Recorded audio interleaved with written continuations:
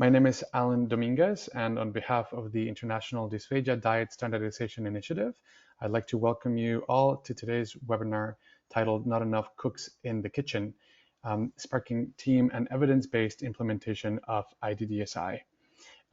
Before we begin, I would just like to take a moment to thank our very generous sponsors for allowing the work of IDDSI to continue throughout the globe. And before I pass you over to our wonderful moderator for this afternoon, I would like to go through some quick housekeeping. Everybody joining us today is in listen-only mode, which means that the presenters cannot see you or hear you during the presentation. The session is 90 minutes long, and we will have about a 45-minute presentation followed by introductions by associations who support IDDSI and approximately 30 minutes for a Q&A session. So we invite you to submit your questions using the questions button in the GoToWebinar panel throughout the session, and we will address as many as we can at the end. There's also a handout that you can download on your GoToWebinar panel that's been provided by the panelists. The PowerPoint presentation that you'll see today will not be distributed, but a recording will be available on the IDDSI YouTube channel. IDDSI does not currently offer CEUs, continuing education units, but a certificate of attendance will be issued automatically a couple of hours after the session is completed. That is it for housekeeping. So now I will invite Dr. Luis Everkelme to join us to get the presentation going. Luis, welcome. Thank you, Alan, so much, and thank you all for attending today. We are super excited with this webinar, and we really have to thank the United States IDDSI reference group for putting this together, and to the representatives that are presenting today. So I'm thrilled to briefly introduce you to the speakers, and then I'll throw the ball over to them. So in no specific order, we have Danielle Demerdash, who is an acute care speech pathologist at Huntsville Hospital in Alabama. Mary Casper, who is a senior director of special interest group programs at the American Speech Language Hearing Association. Deidre Larson, who's an assistant professor and speech language pathologist at East Carolina University in Greenville, North Carolina. Robert Melchioma, who's a speech-language pathologist and clinical specialist at Cape Cod Hospital in Hyannis, Massachusetts. Karen Scheffler, who is owner and founder of SwallowStudy.com, and who's in acute care and outpatient services in Boston, Massachusetts. Mary Ribicki is a dietitian who works in long-term care, and she's editor-in-chief of the Diet Manual of the Nutrition Care Manual. And Jo Beth Vance, who's an experienced speech-language pathologist in acute and critical care settings, presently working at UMC Health System in Lubbock, Texas. Let's enjoy the show. So we're going to discuss some of the challenges and the facilitators towards IDDSI implementation, really exploring some of the research and clinical experiences. And what I'm going to get to first is we're just going to take a look at some of the challenges towards IDDSI implementation outlined in the research. So that's where we're going to start. You can go to the next slide.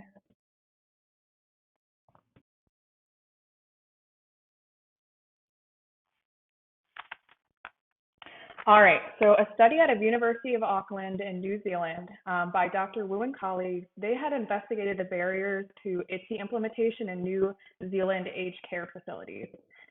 They had done a manager survey from the aged care facilities, and these had revealed more of the challenges related to cost, which either had a negative or a small influence.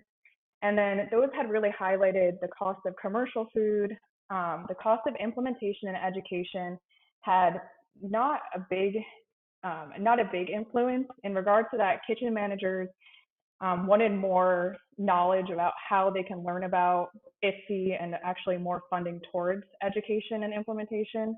But also they considered how kitchen managers may lack understanding or experience with texture modified diets, and really understanding how is it different from what is already there and how can we get staff buy-in towards a new framework. They also, managers did find delivery of education, like I said, less of a cost to concern, and overall they wanted more support and funding towards education. Another area that they had looked at in regards to barriers was complexity. So they had highlighted that there's no mandate despite national organizations endorsing IDDSI. If no formal plan was developed to assist with the implementation process, if there was a lack of performance measurement or evaluation to determine areas of improvement or highlight success with that process at all, and a lack of knowledge of already available online resources such as those you would find on IDDSI.org. And then looking at staff incentive, so as a consideration, so why we may be struggling to get administration buy-in, for many shared reasons, we may lack our own buy-in a lot of times. The study had highlighted the lack of interdisciplinary teams and identifying specific champions to assist with the implementation process. And we'll further discuss this later in the presentation also. So there may be limited staff knowledge, with only 12% of surveyed staff members in this study able to match those defined IDDSI characteristic levels. And then also there was that low motivation towards change. So really just trying to, obviously encourage those around us and having that positive motivation to say, hey, we need to do this, was definitely a challenge. And then again, just in discussing, making sure that the staff that we work with even have an understanding or experience with those texture modified diets that they are looking into. And now, so next we will go into, you can go to the next slide. So we're looking at another 2022 study by Dr. Wu and colleagues that aim to utilize intervention towards IDDSI implementation. And they had done this and had looked at audited meal compliance over 6 months after implementation was conducted. One of the areas they had focused on during this study was looking at how tailored materials and visuals, so things like posters and booklets and handouts, online resources and things like videos had impacted staff knowledge. So after those 6 months post-training, so providing IDDSI and dysphagia materials had a significant increase in IDDSI knowledge. And then looking inversely at food service tailored workshops, there was no significant difference in IDDSI knowledge between those that attended versus not attended. And I think this really highlights the fact that usage of materials may be sufficient enough to educate staff versus requiring those large scale workshops or those tailored workshops. So how do we really simplify the process towards IDDSI implementation? And then Dr. Rule out of University of Cincinnati highlighted the effectiveness of self-study towards IDDSI implementation. And I thought this was interesting because this was just looking at IDDSI.org. They had 68 healthcare and non-healthcare participants where they had classified 21 IDDSI level samples following 30 minutes of self-study work. It was found that there was an 18.2 increase from baseline scores in the post-test, and then there was moderate inter-rater agreement in IDDSI level classification. The largest disagreement on IDDSI levels was found in 0, 4, and 7. But now, next, I want to take a look at actually taking a look at some of the facilitators in the research towards IDDSI implementation. And these were highlighted in that same aged care facility focused study by Dr. Wu and colleagues in 2022. I'm just going to go through a little bit of these. So consensus of safety and care and how this can empower attention for change a lot was a major focus of those facilitators. Having that formalized implementation plan, doing that simple evidence-based training, having a well-established food service and nutrition policy, and this includes menu review by dietitians, contact with other clinicians and organizations, just a review of some of the things that they found helpful in regards to IDDSI implementation, and absolutely a good working relationship with dietitians, kitchens, and all the clinical staff, which I think is a pivotal aspect of that implementation process. You want to, of course, have highly engaged managers to monitor performance, deliver training, and actively seek input. And then in other areas, just those non-financial incentives in regards to motivation towards IDDSI implementation, and then looking at that peer pressure to say, hey, they're doing this nearby. How do we get started on that process too? Karen and Rob are going to take a look at these facilitators and discuss more how they can be translated to real life and support research findings with our own clinical experience. And you can go next there, Alan. And so as Danielle just said, we're going to get into real life facilitators for IDDSI. The first one that I'm going to talk about is the consensus. And next.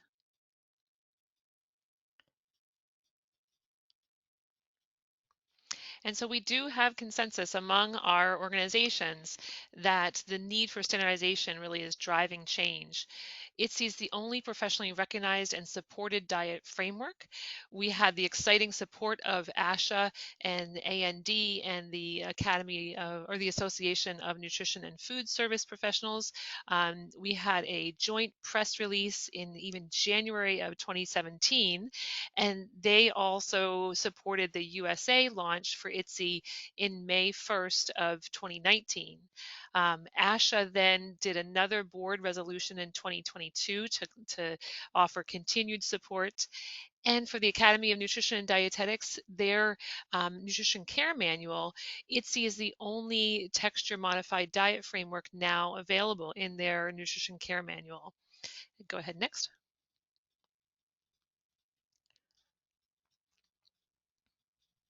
And so we certainly have consensus that IDDSI is evidence-based practice. We know that it's a living document, that it's going to continue to change. It's always evidence-based. It's always looking for the latest evidence to support it.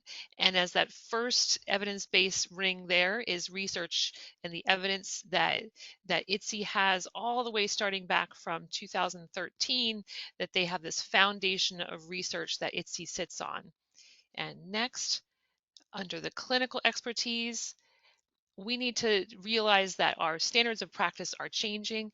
IDDSI is growing and expanding our standards of practice, and we do need to keep up with that. And then under person or client perspective, we know that IDDSI helps us with person-centered care. It's finally helping us all speak the same language. So when a person goes from the hospital to a rehab to home, we're all speaking the same language. We can help people understand their options for diets because they understand the clear descriptors and testing methods that IDDSI has offered us. And next.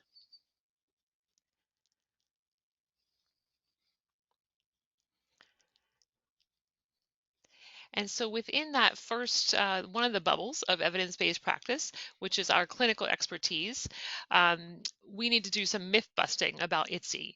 So on the right-hand side there, what IDDSI does not do is that it's not the only texture modified, or it doesn't imply that texture modified diets are the only treatment tool out there.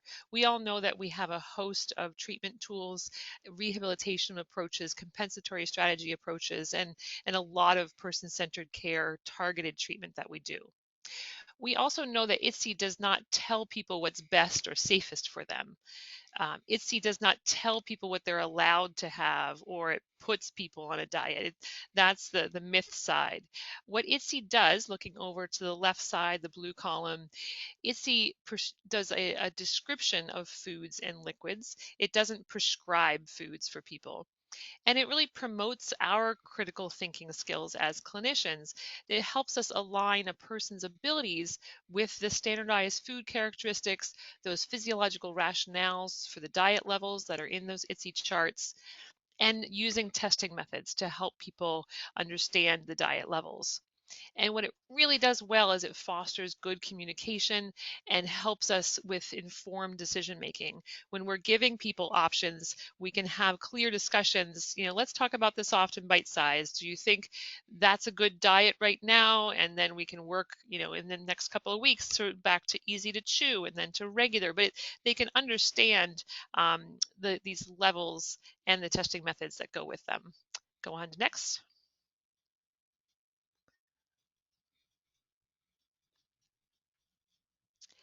Another bubble in the evidence-based practice is that person and client perspective, and IDDSI helps us individualize diet orders as well.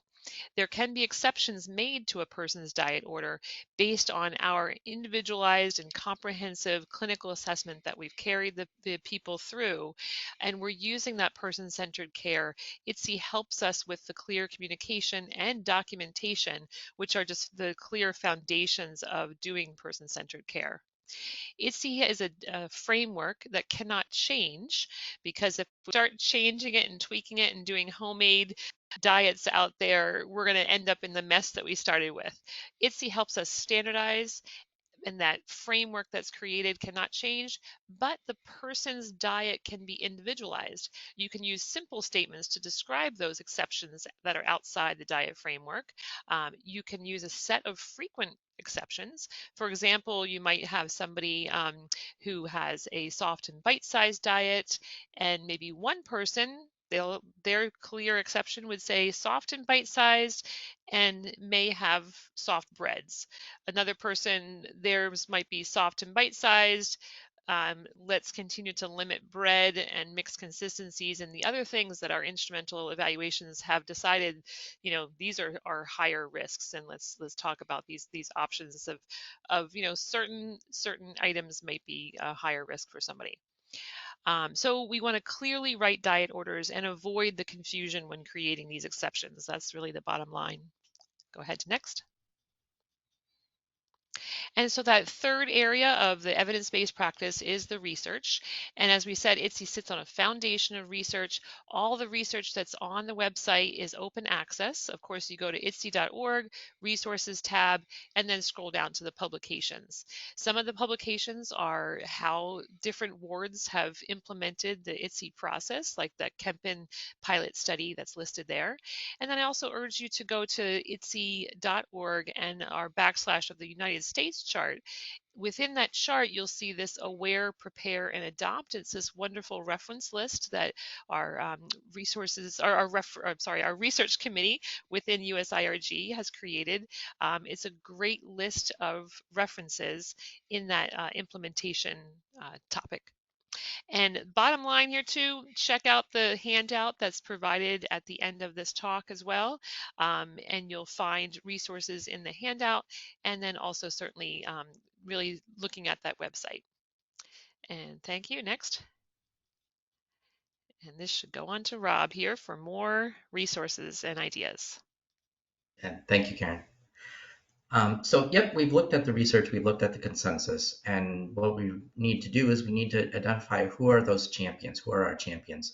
I noticed in the poll in the beginning, I think it was something like 40% of the respondents said not having a champion was a barrier to implementation. So the first thing I would need to do is you need to identify who's the champion. Maybe you're the champion. You're here at this presentation, you're obviously interested in IDDSI, maybe you're going to be the champion. The champion is the person who's going to keep things going, lead the meetings, schedule the meetings, keep people on task. This is going to be, these key players are going to be really facility dependent. Depending on what kind of facility you're in or what kind of setting you're in, you're going to have different personnel and different people who are going to be your champions. Typically, though, this is going to involve your dietitian, your speech pathologist, possibly the rehab manager, depending on how hands-on they are, your food service manager. Depending on where you are, you might have a physician who's really interested and involved. That would be great. You might have a nurse champion or a nurse manager involved. It could really be anybody, though. It can be a nurse's aide in a nursing home who's really interested in some of this. It could be the activities director in a nursing home. There's no real rules about who's the champion, as long as it's somebody who's really invested in this. You want to make sure that you're having regular meetings. Stick with the schedule. You might schedule these meetings monthly, and just really stick with it. That's going to be key to what you're doing. Next slide.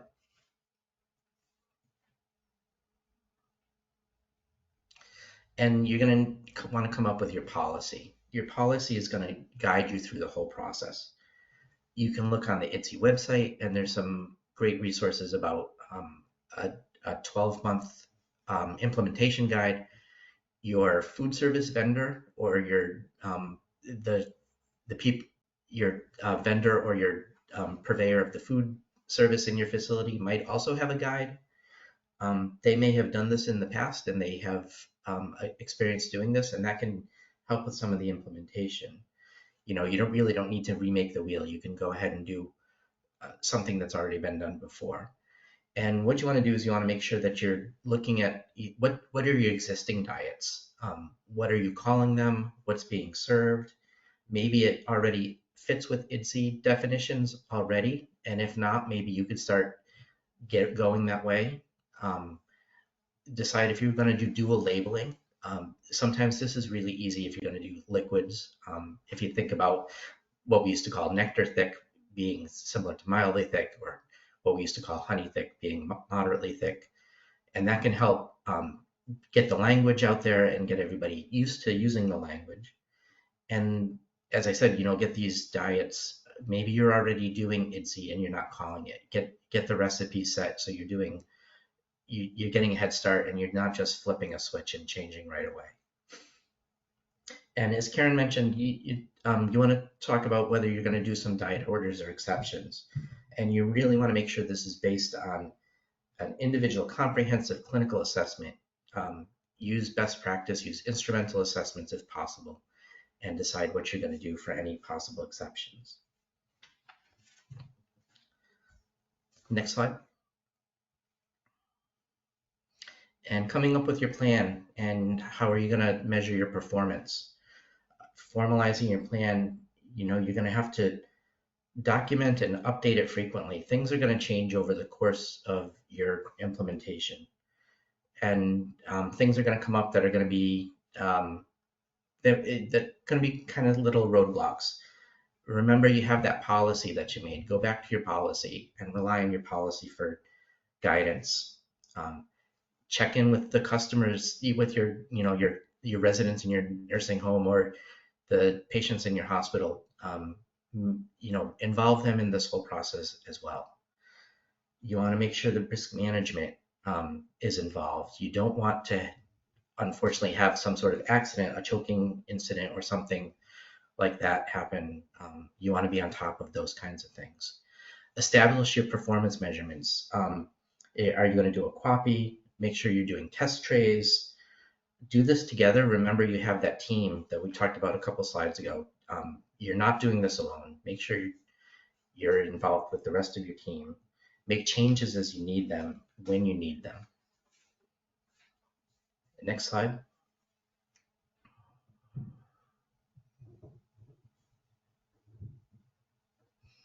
And of course, your staff training. That's how this is all going to be successful. Figure out where you are at your starting point. Remember, you're not doing this alone. Get your team involved. Contact your food service provider or your vendor.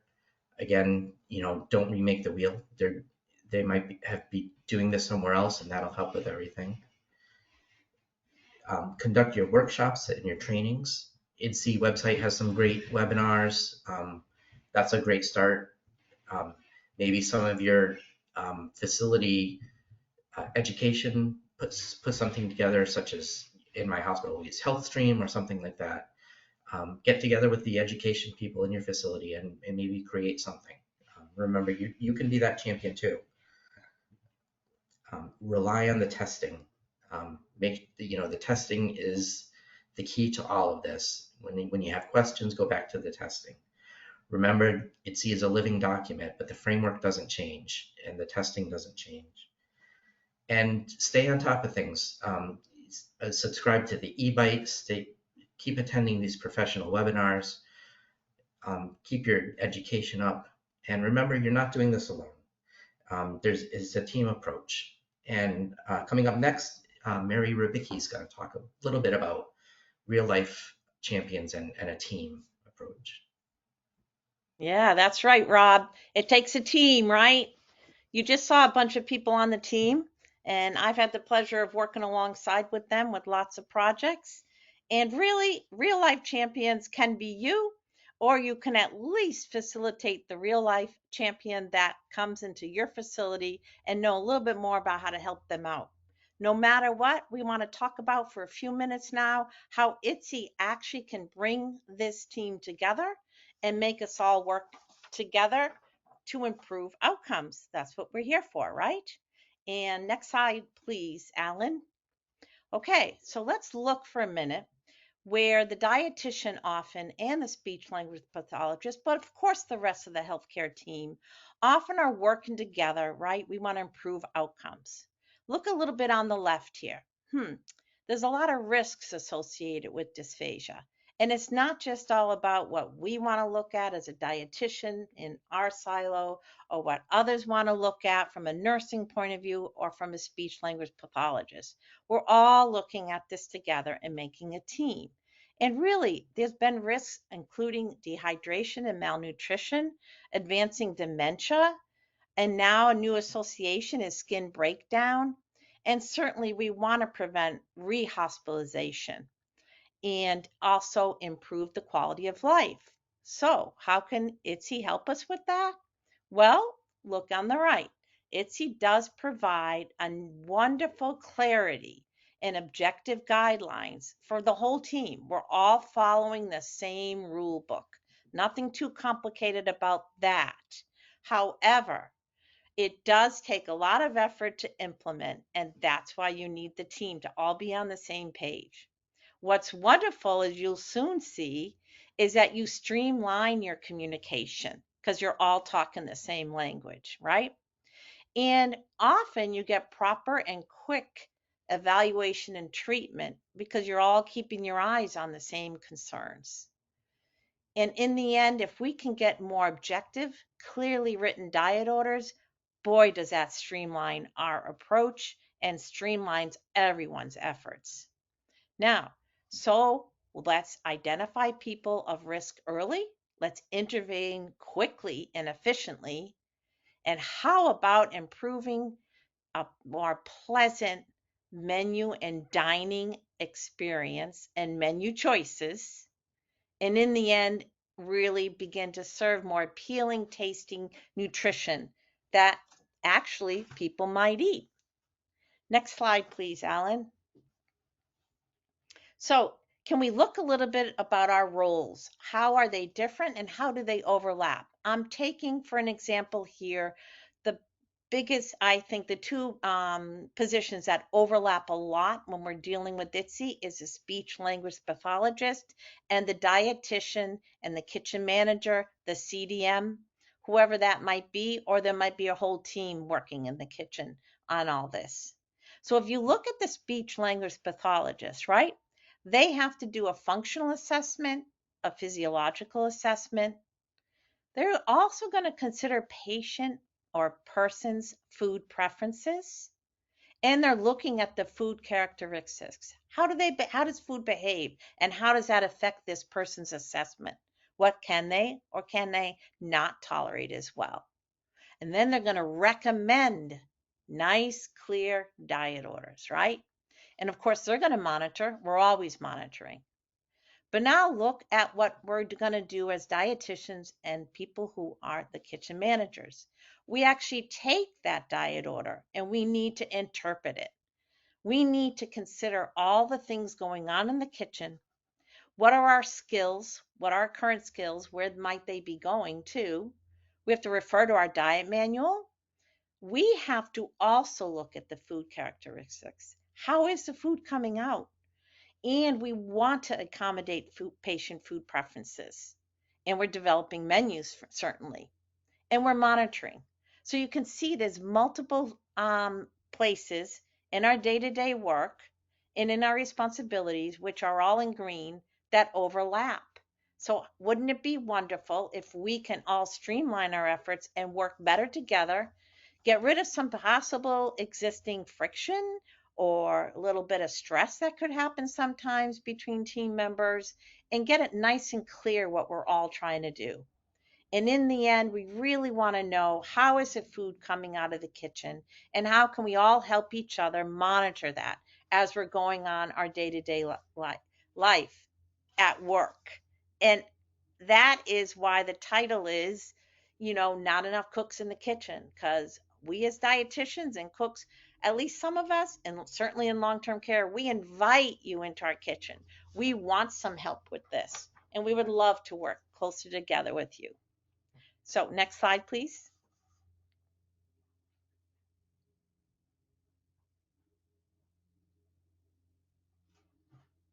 Okay, here we go. Well, one of my favorite, this is free online at IDDSI.org. One of my favorite resources is the basic IDDSI framework and detailed level definitions. And since I started IDDSI, I printed multiple copies out, handed them out, and I would use them to go over what is going on with a particular resident and what a speech language pathologist maybe wanted or needed from us in the kitchen. And a lot of this was happening before IDDSI was even implemented, but it gave us some great guidelines. Now, when you go ahead and print that out, or maybe you already have, I wanted you to see what's actually in there that can really help us. It first talks about the description. What's the food going to be like?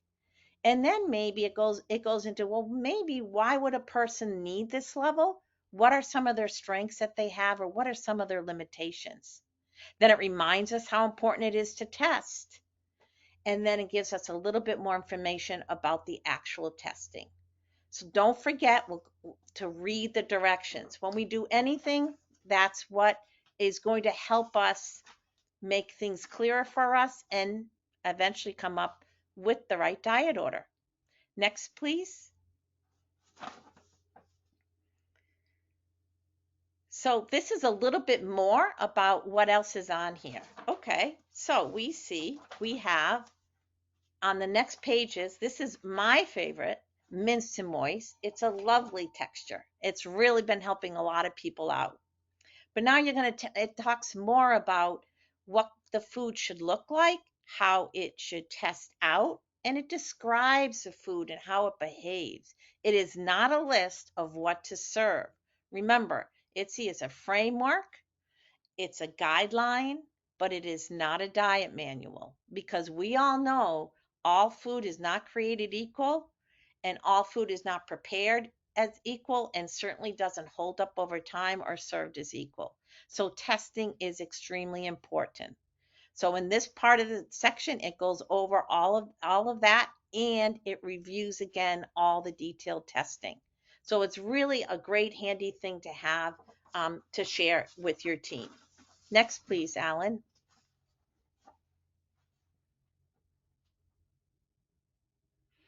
Now, can we think about how we can improve the quality outcomes of what we're doing?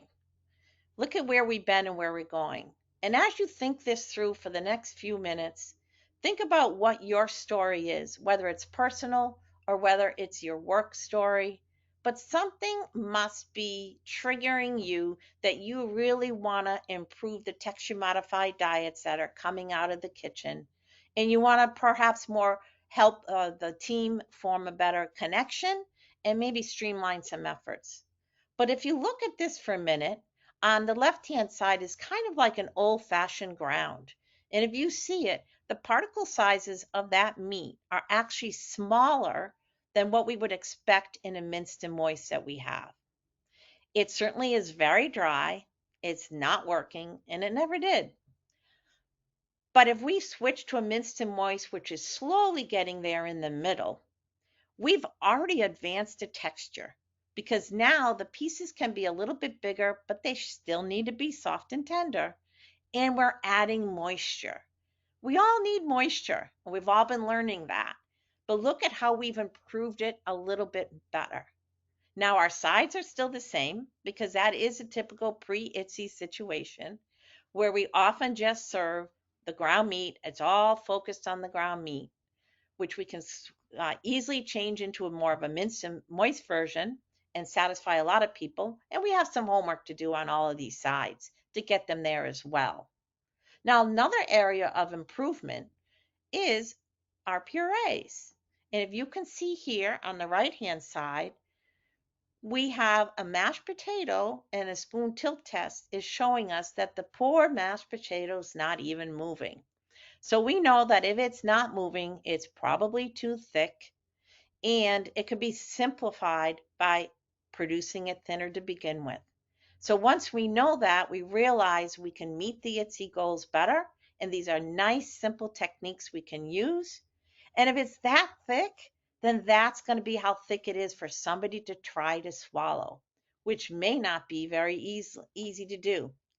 So Remember about what your story is, and no matter what, we need more help in the kitchen and outside the kitchen to monitor how this food is coming out, to slowly but surely improve it. And imagine, just imagine all of your puree food, never mind the rest of your texture modified diets, coming out correctly on a routine basis almost all the time or all the time. Wouldn't that be wonderful? I think it would. And one more slide. Next slide, Alan.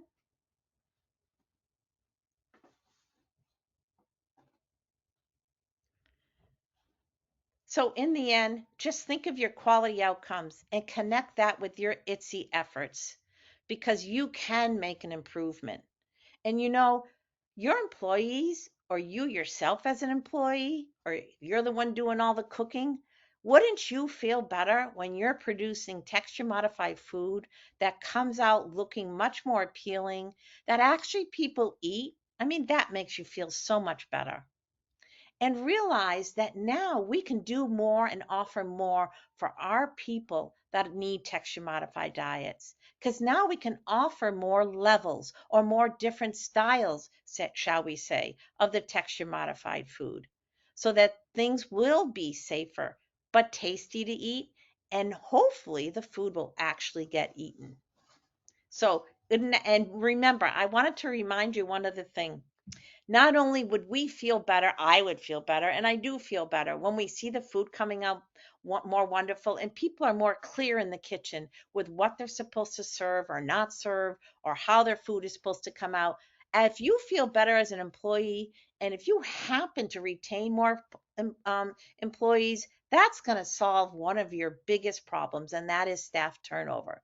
So make your environment, make your atmosphere a more pleasant place to be working in, and your relations with your team. And let IDDSI lead the way, because I'm telling you, it can certainly help. And I believe Mary Casper is up next.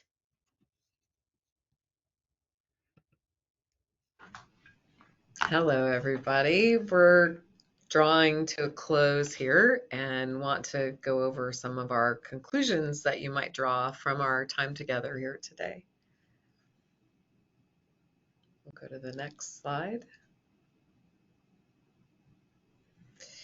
So we're talking about implementation of IDDSI. We know that we heard from Karen about a consensus on safety and care.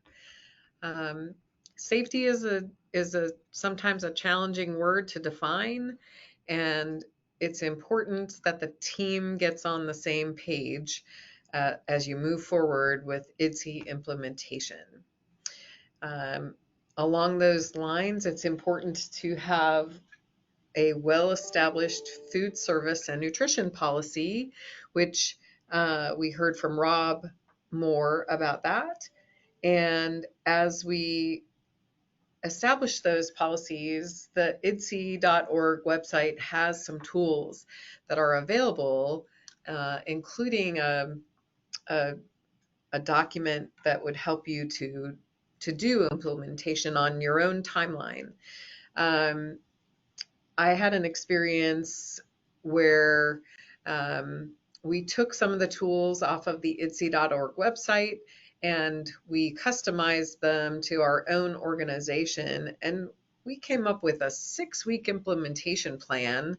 But every skilled nursing facility that we went to, we allowed them to customize the dates based on when is the food service director taking a vacation, or how many patients do you have that are currently on texture modified diets, so that you can be successful in using your resources appropriately.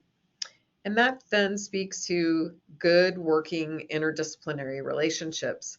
How is that interprofessional team, and particularly the food service director, the dietitian, and the SLP, but additionally nursing, social services, administration, all of those groups or departments, how are they working together and having a shared understanding of the importance of dysphagia therapy, the importance of texture modification, the importance of nutrition, and do you have the framework that was delivered to you in that policy that you have established? I already mentioned the formalized implementation plan. If you work in a skilled nursing facility, you may need to send your information to a QAPI committee. In other settings, there may be quality improvement processes that the implementation plan needs to be presented to. You need to think about communicating with family members. You need to think about training the staff, not only the food service staff, which is probably the biggest lift, but also the nursing assistant who's going to deliver the meal tray to the person, and so that they know what to expect, they know what they're looking for. You want to make sure that you're having contact with other clinicians or organizations. So, for example, if you work in a facility that's implementing IDDSI and yet your referring hospital has not yet implemented IDDSI, they're going to be sending patients with diet orders for their array of choices. And you're going to have nursing staff prepared to make that conversion as they come into your facility. So you want to have that framework, but you also want to inform referring physicians or other organizations like hospitals or other locations that will be referring to you about the fact that you are implementing IDDSI. And the concept about IDDSI is that it allows us to communicate and have shared expectations across settings and, of course, across cultures and around the world. But if you go from a level 2 diet to coming into your facility, what does that mean in terms of the IDDSI framework? And it's not a one-on-one relationship between those things. You need to have highly engaged managers in this process. You need to make the handshake. People need to be on board with this, and you need to look realistically at the systems and processes that you have going on for communication around food service. We also found that we liked to implement on a Tuesday or a Wednesday rather than a Monday or a Friday, because that was helpful to the workload, and managers could get their minds around supporting that. And then finally, implementation is aided by simple evidence-based trainings for all staff. So sharing pictures, as Mary shared earlier, giving experiential learning. So having the food service staff preparing, having nursing assistant staff sampling the items that were delivered. So just some thoughts about how do we bring this all together and have those real life champions in order to aid you in implementation. All right, next slide. So what are your action items? What are your takeaways here? You need to discuss this with your team.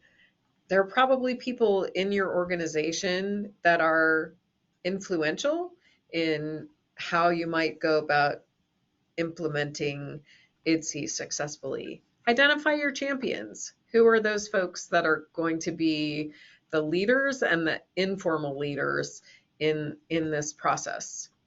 Make sure you circle back and have that food service and nutrition plan. You want regulatory agencies to be able to refer to that information. You want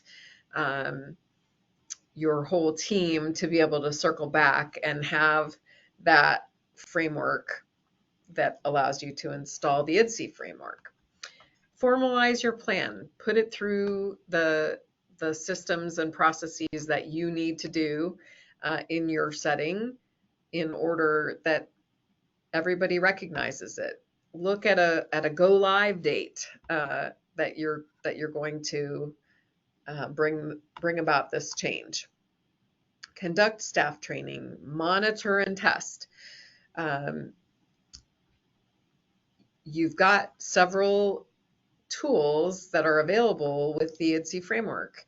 You've got a flow test, you've got a spoon tilt test, you've got a fork test, you've got other criteria that would allow you to make a determination whether something meets the expectations in the framework for that particular consistency. And then also look at non-financial incentives. Are there things like improved employee satisfaction? Of course, there are improved patient outcomes that we would be aiming for, but employee satisfaction. I saw something posted in social media that was a picture of a piece of fruit that the person was complaining that didn't meet the criteria for the diet that it was served to. And I think that's one of the beauties of IDDSI framework is that the framework doesn't change. You put the item and its preparation up against the expectations in the framework, and you have your answer. So I would hope that implementation of IDDSI, after you get through the storm of implementation, is going to result in greater employee satisfaction, greater agreement amongst the different departments that have an impact on food service. All right.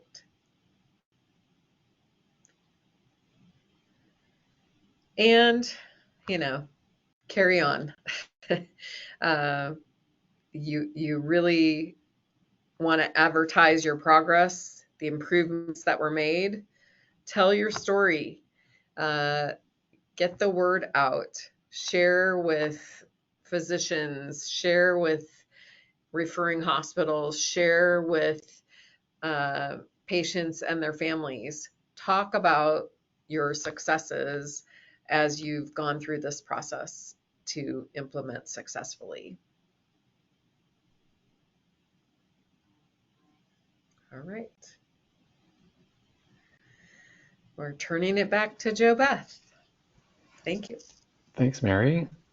Jo Beth, I'll invite you to unmute yourself. Sorry, folks, we've been having some technical issues, so thank you for everyone who pointed that out. We are trying to just figure that out right now. Jo Beth, can you hear us? I can. Perfect. I can keep my camera we off. We can hear you fine. Yes, thank you. Okay. There we go. How could you facilitate your biggest challenge at your location into implementation of IDDSI? Choose one of the following. Include multidisciplinary staff, examples, nurses, and physicians. Provide multiple opportunities for education year-round. Have food service staff provide demos of food preparation. Identify a nurse champion. Meet with the rehab manager to make a plan for implementation. And you should be able to do a multi-vote on this as well. Great. We'll leave it up for a few more seconds because we have a few of these to go.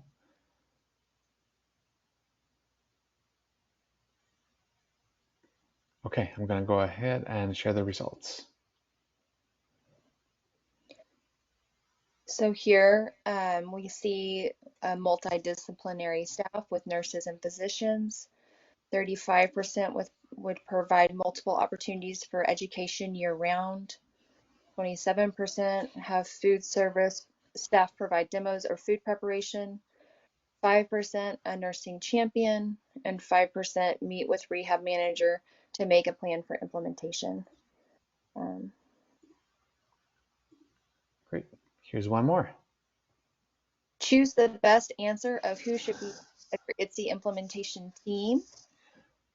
This is a single choice, so choose the best answer. Rehab manager, director, dietitian, and administration. Food service manager, SLP, rehab manager, dietitian, nursing.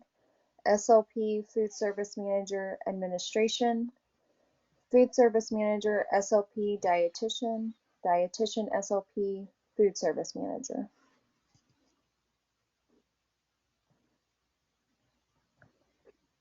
Okay. Seems like votes are still coming in with a very clear winner, so I'll go ahead and share those. Nice. So food service manager, SLP, rehab manager, or director, dietitian, and nursing.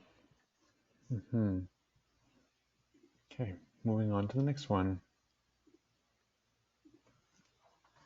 How would you respond to, but we've always done it this way? Choose one or more of the following. Present evidence-based practice that supports transition. We used to get PERMs in the 90s. A&D and ASHA support implementation of IDDSI. It's the standard of practice. We must continue to learn and improve our practice. And lack of standards in the past have failed, this has resulted in negative outcomes. We'll give it a few more seconds. I think there's a tighter race in this one. Although I particularly like the perms in the 90s, but here we go. And I will share the results now. So 61% present evidence-based practice that supports transition. The next one is 50%. We must continue to learn and improve our practice. 42% A&D and ASHA support implementation of IDDSI, and it's the standard of practice. 23% lack of standards have failed, resulted in negative outcomes. And 6% we used to get perms in the 90s. Great. Okay. Does your professional organization support the IDDSI framework? Choose one of the following, yes or no. This is a trick question, right? Because we had a similar one in the beginning, so we're just curious to see if any minds were changed. Correct. Okay, and I will share the results now. So 94% say yes, 6% say no. Just slightly higher than what it was at the beginning of the session. I think it was 87 at the beginning. Okay, two more. Does every food, a modified food and or liquid need to be tested every day? Choose one of the following, yes or no. And Alan, I didn't know if we could unmute Mary Rabicki. She has some great advice on this question once we reveal the polling results. Yeah, Mary, you should be able to unmute yourself, so please go ahead. Yes, all set. Great. Okay, we have most of the votes are in, and this one, yes, I think this will require some conversation. Here you go. Oh, nice. Yes is 49% and no is 51%. I think everybody is very smart because the answer to this question is yes and no. Like everything. Did you get that from your mother a lot? Yes and no. So no matter what, we need to test everything out at the beginning, don't we? We need to know where we're at. But as we get better and better, and if we're feeling confident about how the things are coming out, as long as it's within your policy and procedure, You may choose to test only a few things. You may have just certain things tested once a week. It depends upon what you all decide as a team. But no matter what, never stop testing, because testing is going to be your key to a sustainable program where you're monitoring and finding things out. And once you learn testing and understand that language, you'll never want to stop anyways, because it's such an easy way to monitor your quality control. So yes and no. How's that? That's great. Thank you. Okay, and we have one last poll before we move on to the next section. What resources can you use to start with an IDDSI implementation? Choose one or more of the following. IDDSI implementation guides provided on the website. IDDSI provided 101, 201 presentations to show to all staff. IDDSI advocacy toolkit, getting IDDSI buy-in. Provide brief huddle in services to nursing staff year-round. USIRG, getting started, aware, prepare, adopt, reference list. You can choose multiple answers on this. And I think folks are, because there are lots of votes for all of them. So I will go ahead and end the polling and share the results. Yes, IDDSI has multiple guides that can help. You don't have to reinvent the wheel. There's a lot of time spent on the 101 and 201's presentations for administration, healthcare professionals, and food service workers. The IDDSI Advocacy Toolkit is a great resource, as well as providing year-round huddles in services. And then the Getting Started, Aware, Prepare, and Adopt reference list is a great evidence-based reference list that can help you with that evidence-based information to provide healthcare professionals. Okay, thank you so much, Obeth. I'm going to now invite Dr. Riquelme. Well, thank you all so much for being here, and let's thank the incredible presenters, representatives of our US IDDSI reference group, for really a great presentation, and some great work, great advice within the systems that we know here in the United States and within different settings. And you saw how boring it was to listen to our fellow dietitian and some of the advice that she shared with us. So thanks, Mary, also for jumping in with your reality check for so many of us. I'd also like to remind everybody that you can post your questions in the Q&A tab. We have lots of questions right now, and I'll let you know we may not get to all of them as we have a large audience. So let's continue with the program.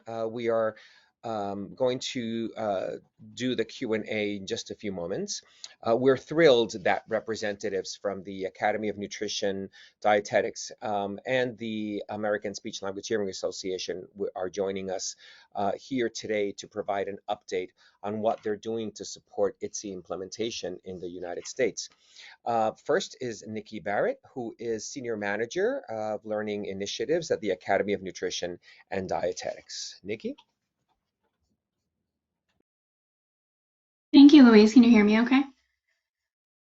Yes, we can hear you fine. Thank you. Okay. Again, thank you so much. Great presentation today. I'm super excited to be here with you all. As Louise stated, my name is Nikki. I work at the Academy of Nutrition and Dietetics. For those of you who may not know, the Academy represents registered dietitian nutritionists, nutrition and dietetic technicians, as well as students. And in collaboration with our partners at ASHA and ANFP, we continue to remain dedicated to advancing collaborative practice in support of IDDSI. So just a little bit about what we have going on. As Karen had mentioned earlier, our Nutrition Care Manual, which is a practice resource for RDNs and NTTRs, was quite some time ago now, which we're excited about. We announced that IDDSI is the only textured modified diet recognized by our manual. So that is extremely positive news in the advancement of IDDSI implementation.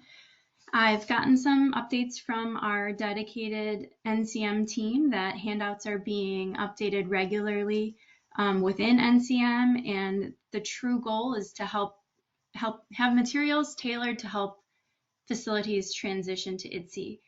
And with that, because I want to get to the questions, that's the best part of this, is I want to briefly just give a sincere gratitude to Mary Rubicki, one of the panelists on the webinar today, for her service as the editor-in-chief of our Nutrition Care Diet Manual. She's had this role since 2016 and has been a critical role in ensuring that our Nutrition Care Manual remains up to date with IDDSI content. So, Mary, I just wanted to extend a appreciation on behalf of all of the Academy for your invaluable contributions over the years. So, thank you, Nikki. How nice of you. You're very welcome, Mary. Thanks so much, Nikki. Next is Stephanie Lamana, who is representing, she's the Associate Director of Healthcare Services in Speech Language Pathology and representing the American Speech Language Hearing Association. Stephanie? Thank you, Louise, so much. It's a pleasure to be here, and this was a fantastic presentation. So thanks for the opportunity to listen in. ASHA, or the American Speech Language Hearing Association, is the association that represents speech language pathologists and audiologists. And ASHA is committed to supporting IDDSI, and we do that through helping our members make the transition to IDDSI in their facilities by promoting and sharing IDDSI's resources. We are so lucky to be able to have 2 volunteers from our association that participate in both the US IDDSI reference group and the PEDS IDDSI reference group, which has just been a really great learning experience for all of us. And our ASHA Board of Directors has passed a resolution that supports the IDDSI framework. We'd love to hear more about what you would like to see from ASHA in terms of IDDSI, so I'd be happy to share my email address. I can send it to someone to drop in the chat because I don't think I have access for that. We also have an IDDSI dedicated webpage on our website. If you go to asha.org and just type in IDDSI, it's the first link that comes up. I'm also lucky enough to be colleagues with Mary Casper, and I'm super happy that I got to share this space with her today. Wonderful. Thanks, Stephanie. And next we have a video from Cindy Zemko, who is Vice President over at the Association of Nutrition and Food Service Professionals. Hi, everyone. My name is Cindy Zemko, Vice President of Professional Development and Member Services at ANFP, the Association of Nutrition and Food Service Professionals. Thank you for attending this webinar today. If you are not familiar with ANFP, we are a national, not-for-profit association established in 1960 that today has more than 14,000 professionals dedicated to the practice of providing optimum nutritional care through food service management. Our certification, the Certified Dietary Manager, Certified Food Protection Professional, has the education and experience to competently perform the responsibilities of a dietary manager, and has proven this by passing the nationally recognized CDM-CFPP credentialing exam. A CDM-CFPP is competent in 5 domains, including nutrition, food service, personnel and communication, sanitation and safety, and business operations. ANFP has collaborated closely with IDDSI to deliver insightful educational sessions during our live events and webinars. These sessions often incorporate practical exercises, allowing our certified dietary managers to gain proficiency with IDDSI levels and testing procedures.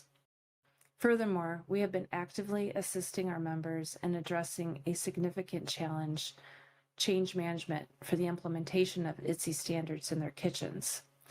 This continues to be a challenge for our members. Strong cross-collaboration with other departments and support from the RDN and speech pathologist is needed to best support the proper implementation of IDDSI for our members. For the past 5 years, we have consistently offered IDDSI sessions at live meetings, most recently during our spring regional meeting, we conducted a session at a training kitchen in Cleveland, Ohio, where over 25 dietary managers participated in testing various foods across different IDDSI levels. The dietary manager and their staff's knowledge is critical in the successful implementation of IDDSI, and we are here to support this initiative and our members. Thank you. Thank you so much to all three representatives from the associations that we so closely work with and who represent so many of us, the A&D, ASHA, and the ANFP. I want to share a very important slide with you because if you haven't heard, and if you don't have it in your calendar, hopefully you can add it, but June 5th and 6th, we'll be in Miami celebrating the first United States IDDSI Festival. Now, it sounds like a big party, and maybe it will be, but let me just tell you that on the 5th in the afternoon, we will have 3 advanced workshops of 3 to 4 hours in duration each, and for different audiences, including a pediatric focused session.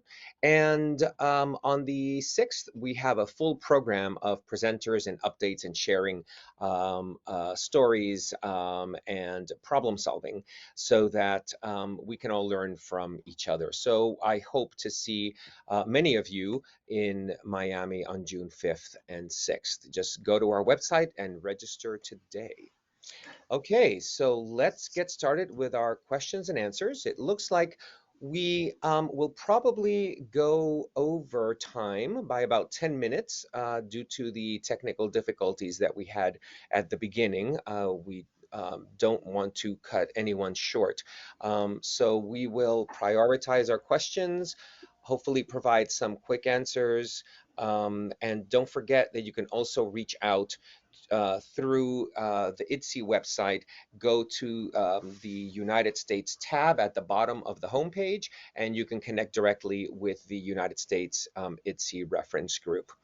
Okay, so the question here for our panelists, and in the interest of time, I'll say just jump in as you can. Does anyone have tips for thickening carbonated beverages? We're finding it difficult to get consistent thickness, particularly with our moderately thick lemonade. Example, the bubbles on the top create a barrier on top of the thickened liquid below, making it difficult for the resident. Who wants to tackle this one?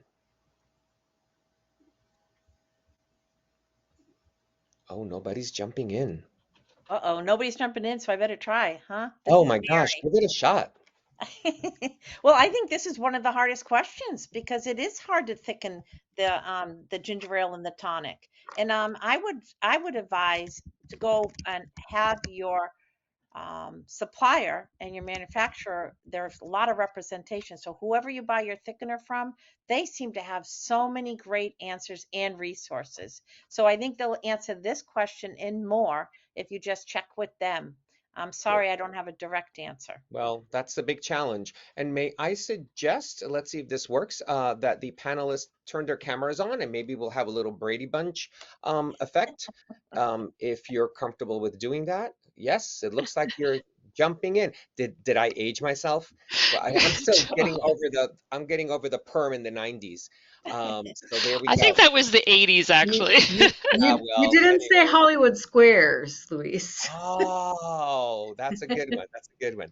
So listen, in regards to IDDSI implementation and training, who would be the professional that would teach IDDSI correctly to the cooks? Or is it all trial and error? Is there standardized preferred recipes already developed for different levels? What are your experiences? I think you can listen to the 201 and the 101, and we're coming out with a 301, which are basically recorded videos and PowerPoints, and they come with competencies. And when I've been helping a few people implement lately, I make sure they go ahead and listen to that first. And when they listen to them and fill out their competencies, they're getting really some basic knowledge. And then the actual learning begins after they've learned that. And the Right. other thing is if you can find somebody that is really good at learning, one person learning all the testing, that to get together as a group, grab some food, sit down and start testing, I really feel as though testing is learning all about IDDSI, and it will slowly come together. That's right. Mary, did you want to add something to that? Just was going to say, in your implementation plan, you probably want to task a person as heading this up. In my experience, we've had the food service director who took on that role and utilized the tools that are available on the IDDSI.org site. And then in some scenarios, it was the dietitian. In some scenarios, it was a group effort. And so it really is something that you need to customize for your own setting in order to be effective, but direct you to the tools that we have available on the IDDSI.org website. Wonderful. Thank you very much. Another question coming in is that our facility does not use any exceptions or combos for IDDSI. Said we have to strictly follow the levels. Please provide guidance. That's an Oh boy, interesting can they one. rethink that? That would be my guidance, is that, we've talked all about today, but you'll find it's going to come more and more, that IDDSI is a great way for helping us individualize diet orders. And if people currently are tolerating certain kinds of bread or certain kinds of foods, you're going to have a failed IDDSI program. People are going to have a negative effect about IDDSI, and it's not IDDSI. It's the fact that we're not individualizing our approach or individualizing our diet orders. So Right. I have not seen how you can make an IDDSI diet order without allowing some people to have a soft bread, a Right. bread, a mixed consistency, certain cold cereals, and of course our all favorite, which is ice cream. So you do need to have an individualized approach. I am sorry if you don't. And my recommendation would be to try to gather, find somebody, feel free to email me, somebody that has done it and has involved the exceptions, and so that you can meet all your people Right. needs. Right. And I think it's important to remind everyone that we're talking about diet consistencies, right? And so so that people don't confuse it with, oh, IDDSI is a diet. It's really a texture modification framework. Mary. So to add to what my colleague Mary had to say already, in my experience, we found that one of the biggest objections was bread to implementation of the IDDSI framework. So as you, Luis, educated me, we can't account for amylase in saliva that helps to break down the bread when we're chewing. And so there's all different kinds of bread, and that's one of the things that seems to pose the largest objection. So what we did in our implementation plan was we allowed for a diet consistency that was regular with a modified meats. So it might be regular with soft and bite-sized meats, or it might be regular with minced and moist meats, or regular with pureed meats. Sure. So that all the other items besides meats, which people sometimes have difficulty with, we were able to do that. Now, that also acknowledged the complexities that you have in the kitchen in a tray line, where if you start saying, we're going to have a 7 and a 6 for this one, and we're going to have a 5 and a 2 for this one, the implementation challenges that you have is getting it right according to a physician's order. And so you don't want to be making exceptions all the time. You actually want to sort of program in those combos that you can accommodate. But at the same time, we are required really by law and by regulation to individualize diets. And so it's a conflict that happens in an institutional setting where it's challenging to individualize those diets, and yet we absolutely need to do that, keep in Right. this framework. And I think Karen probably has something to add here. Yeah, just quick with individualizing, you want to also make sure that it's based on your testing methods. Not only testing methods, of course, of your food, but also your testing of this individual that you're working with. So making sure that there's some good instrumental testing that supports the person having the physiology to be able to safely consume bread. Bread is a highly chokeable item. So we want to be really careful with that, but certainly having really specific diet exceptions, because we don't want to just start going, like I said, willy-nilly making all these different homemade versions, but being really clear and having that based on the person's testing is great. So several questions have come in, and I'm going to jump over one of the questions here just because we're on this topic of our favorite carbohydrate. And so who can give me a quick answer to, so how do we handle bread? Bread is what we're struggling with at our facility. Any handy hints? Well, what we just did is at one of the facilities is we met as a team, and believe it or not, the whole team was eating every potential bread product that was in the facility. Literally, we were shopping in the storeroom, and everybody had to eat it. And it was the speech language pathologist, the rehab director, multiple nurses, the nurse educator, of course, the dietitian, and the food service director. And we came up with 2 lists, and we named those lists all bread and soft bread. And bread products, all bread products, soft bread. And so we made those 2 our exceptions, that we could use as that terminology. We defined what's on there. We have a list to go by. So the speech language pathologist uses that list to assess.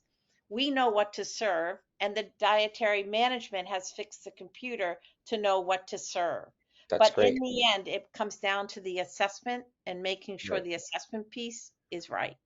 And I do believe we have on the Etsy website and our YouTube channel a video on modifying bread, and lots of information on that, because it is a challenge, not just in the US but all over the globe. So switching gears a little bit, about how often do staff require education review, specifically thinking about food service staff and the nursing staff? Any thoughts on that? Jo Beth looks like she wants to jump in. For myself in the acute care setting, we have set up this past year and a half doing quarterly hands-on testing and food service training. There is the dietitian director did record me giving that instructor as well, and that is posted on their Teams links for reference when they have maybe new hires before we do one of the trainings. So there is that option for that education, but then quarterly we have it set up to do small group training to help with that maybe turnover that's happening in the food service kitchen area, but also to make sure everyone's on the same page and can ask questions in a safe space that's smaller. Great. Anybody else have any thoughts on that? We're involved in nurse training as well, on a regular schedule. The speech pathologists it's like a nursing education day, and the nurses flow through. And one of the things we talk about is the IDDSI diets and testing methods, even things like labels. A lot of people aren't aware that labels are that the things are color coded, and it's easy to figure out what you're getting just by looking at it. And we're available for questions, and it's a safe, like Jabeth said, it's a safe space. There's no dumb questions, and it's really appreciated by all the staff. Right, that's great. So and again, right, every facility has its own culture. So it really depends also what access you may have as the implementers of IDDSI texture modification to some of the educational tools that the facility is using. We have another interesting question that might be a challenge, or maybe just going to throw the book at this one.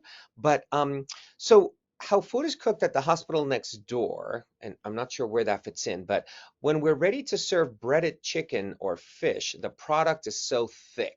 Oh, it seems like the food is cooked at the hospital next door. And by the time they serve it, the breaded chicken or fish is very thick. Any red flags Don't jumping at bread you? it. Breaded? So you don't have to necessarily bread it. You find a Why modification. are you so practical? I don't know, because I love hanging out in kitchens and I've learned a lot. Yeah. So, but almost everything you can see that's good for the house, regular consistency, you just need to, you might need to modify it. We also have started with different raw products or different recipes, and not always everything needs to be breaded. And it seems to be helping us have less production concerns in the kitchen. And we know that as you create something, hold it and send it over to a satellite, for instance, which is this situation, we know Right. that the consistency changes over time and temperature. So a lot of the like little operational things that would help that would be preparing the food closer to the time of transportation, but also how you're going to hold it. Is a wax paper and then saran wrap combo going to hold it better? But you want to maintain that moisture, and then you got to get ready to re-moisture everything with whatever you've lost right prior to service. And that's a great opportunity for you have to test your temperatures in that situation when you receive the food again. And that's the same time you can do a couple of quick testing of concern and then fix a little bit. You have 5 minutes and hopefully ready to serve. Right. And Right. And and that brings up Mary, a good point. oh, go ahead, yeah. It's important not to just test the food in the kitchen. You have to test it at the point of service too, because Yeah. by the time it gets up to the floor, it's different. Right. Mary, I know Peter's mentioned like the way you can slice the meat. So if they get a meat that's really thick, if you slice it, you'll Against the is it grain. against the grain? Slice it thin Yes. against the grain, And and thin, then like, exactly, thin. Right. yeah, Yeah. because I then it had might one place that pass took your the ham fork out of the pressure test. cordon bleu, and Right. it came to be such a better product, actually for a lot of the people. So I don't put it past the fact that our culinary people, once they've got the basics in front of them and learned, go to town, Right. because they're gonna think about all this great stuff. So this is an opportunity to plug also the culinary reference group, right? That you can also find at the bottom of our homepage, where the different countries as well as some of the other reference groups, including pediatrics and culinary, are included. We're seeing more and more chefs and food service personnel joining that reference group and asking questions and being in touch. So that's a help. Now I need a 1-minute answer to this question, because we need to wrap things up. I know you're going to try. So Mary, I don't think you're going to answer this one. I'm just saying, just kidding. How do you advise creating diet spreadsheets? Very carefully, but Didn't I look just for say Mary wasn't going to? Listen, look for your software. What can help you with it? And then the other thing, if you have to do it by hand, some smaller places they don't have the software support for it. It's Right. not within your diet ticket system. Then make a nice template and start with always offered. Start with a breakfast flow sheet and just focus on that. Don't forget to liberalize your therapeutic diets to get them less on the sheet, and so your sheet can be shrinking and something people will actually read. But thank you for asking that question, because I believe the first time in history the kitchen people are actually looking at the diet spreadsheets, and we have IDDSI to thank for that. So thank you, Correct. IDDSI. And the recipes, right? So Yes, now thank you everybody's so looking much. at what they're doing more. So you've all learned just how to not moderate a session when you say things and people totally ignore you. But listen, in all seriousness, thank you all so much. I think our panelists, you did a great job. You're incredible volunteers. For IDDSI, thank you so much for being representatives of the U.S. IDDSI reference group. To the audience, hopefully we'll see you in beautiful Miami, June 5th and 6th. And several of our panelists will be there, some even presenting. And so I'd like to pass the baton over to Alan Dominguez, who has a few little pointers for you as we close up. Thanks so much for being here. Thanks so much, Lisa, and thanks everybody for being here and sticking with us. Apologies again for the little tech hiccup. I'd like to thank the presenters because they put in so much work to get us to where we are today. So thank you from the full IDDSI team. Dr. Riquelme, I just want to point out that the planning team for the IDDSI US Festival has extended the early bird registration for folks attending the webinar until tomorrow. So if you're really keen on going to Florida, you have another 24 hours to register and you can still access the early bird rate. And if you go to that next slide, you're probably going to show that too. That's right. And there's also a raffle. So I'm going to leave this. I think I'm going to let people wander out if they want to, but I'm going to leave this up. If you would like to submit a video highlighting the impact of IDDSI in your dysphagia practice, you can be the proud winner of a complimentary registration for the US IDDSI Festival happening June 5th and 6th. The way to do that is to follow IDDSI on Instagram, create your video, and submit the video to usa.communications@idsi.net.